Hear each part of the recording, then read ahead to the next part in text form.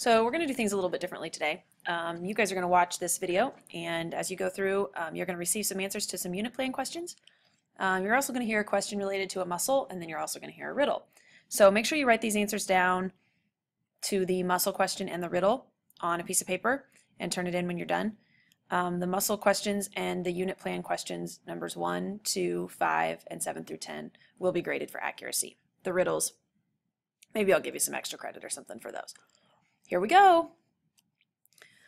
So number 1 on your unit plan talks about valgus and varus stresses. And a valgus deformity is a condition in which a bone or joint is twisted outward from the center of the body. So you can see here in this image below the definition.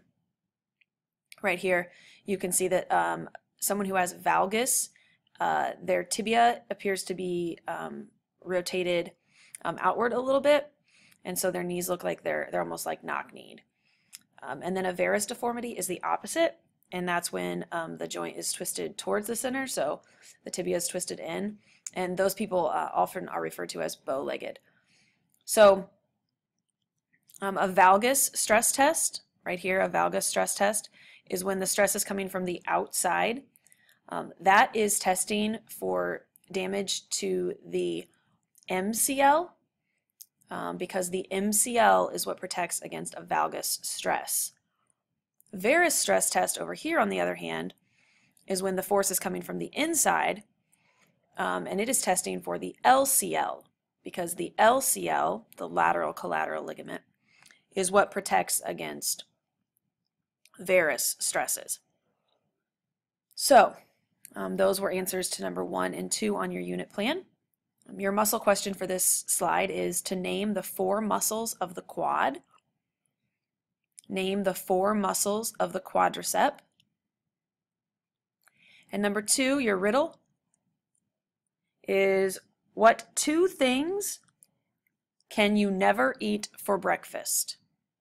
What 2 things can you never eat for breakfast? Okay, moving on. On this slide, you will see the picture shows you several things, but what I want you to focus on are the bursa throughout. And so this is going to be number 5 on your unit plan, the chart. So the first one is the suprapatellar bursa. You can see that's right here. Okay, supra meaning above, and it's above the patella, which is right here. Its location,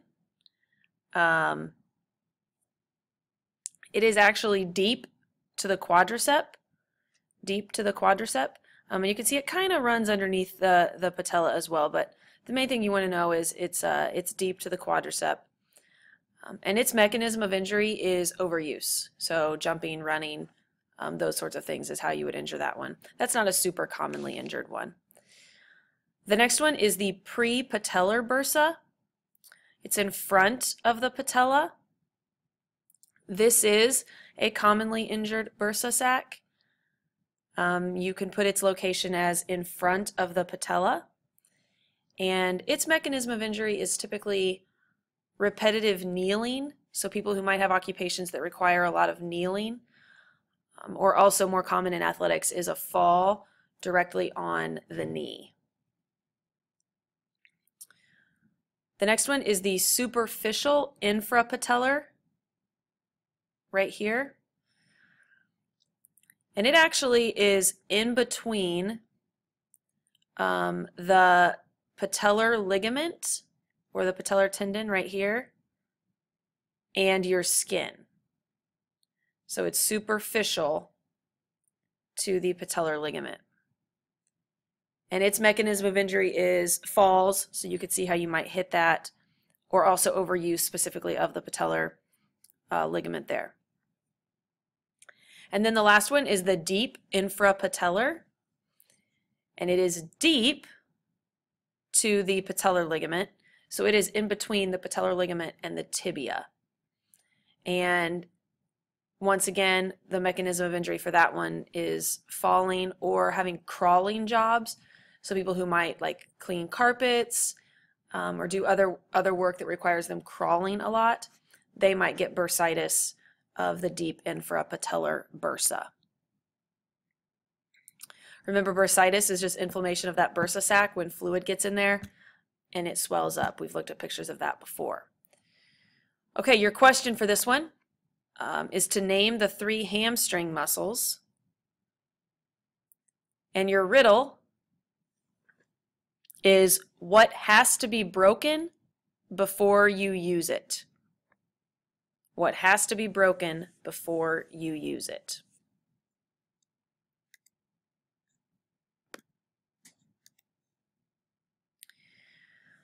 We're now going to go on to some what I call this and that. So we're going to start with number 7 on your unit plan. It says, what is the main source of stability in the knee? You should know that. But it's the ligaments. So here you can see all of these ligaments surrounding the knee. Those are the main source of stability in the knee. Number 8, immediate and significant swelling are most often associated with injury to which structure? That's the ACL, okay, the anterior cruciate ligament. And you can see in this image right here the swelling in this person's knee after an ACL tear. Number 9 says feelings of locking are most often associated with injuries to which structure? That's the meniscus. And what I've shown you here is this is actually a torn meniscus, and you can see how it gets in the way and it could cause some locking. And then in image B, they've cleaned it out. So they've had surgery on their meniscus and now it's nice and clean in there. And then number 10 says which movements do the following ligaments protect against? And we will take a look at that on the next slide here. Before we go on though, questions. Number 3, what is the action of the gastrocnemius on the knee? What is the action of the gastrocnemius on the knee? And your riddle, what belongs to you but is used more by others? What belongs to you but is used more by others?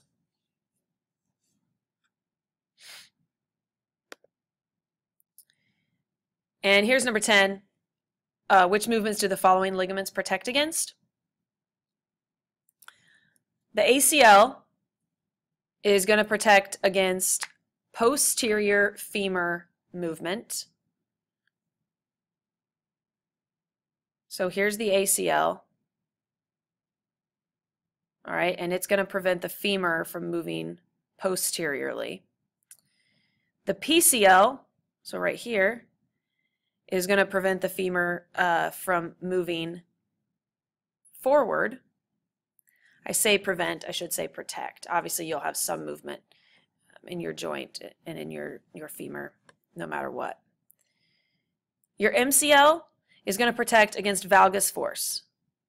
So things coming from the outside, your MCL is going to protect against valgus force, and your LCL is going to protect against varus forces, so forces coming from the inside. And your question for this slide, number 4, what is the longest muscle in the body? What is the longest muscle in the body?